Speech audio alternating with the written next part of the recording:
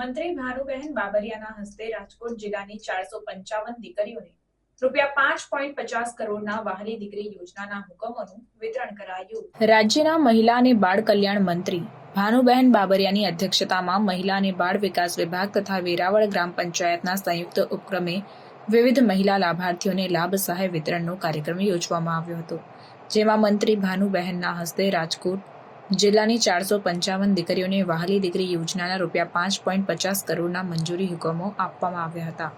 આ કાર્યક્રમમાં મંત્રી ભાનુબહેન બાબરિયાએ પ્રવચનમાં કહ્યું કે દીકરીઓના જન્મને વધાવવા તથા તેને પ્રોત્સાહન આપવા માટે તત્કાલીન મુખ્યમંત્રી તથા વર્તમાન વડાપ્રધાન નરેન્દ્રભાઈ મોદીએ ગુજરાતમાં વહાલી દીકરી યોજના શરૂ કરાવી હતી।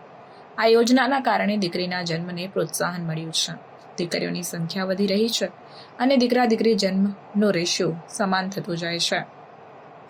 આ કાર્યક્રમમાં વેરાવળની ગ્રામ પંચાયતના સભ્યો, નાગરિકો તેમજ મહિલાઓ મોટી સંખ્યામાં ઉપસ્થિત રહ્યા હતા। આ કાર્યક્રમને સફળ બનાવવા માટે જિલ્લા મહિલા અને બાળ કલ્યાણ અધિકારીની કચેરીના સ્ટાફ તેમજ વેરાવળ ગ્રામ પંચાયતની ટીમે ખાસી જહેમત ઉઠાવી હતી।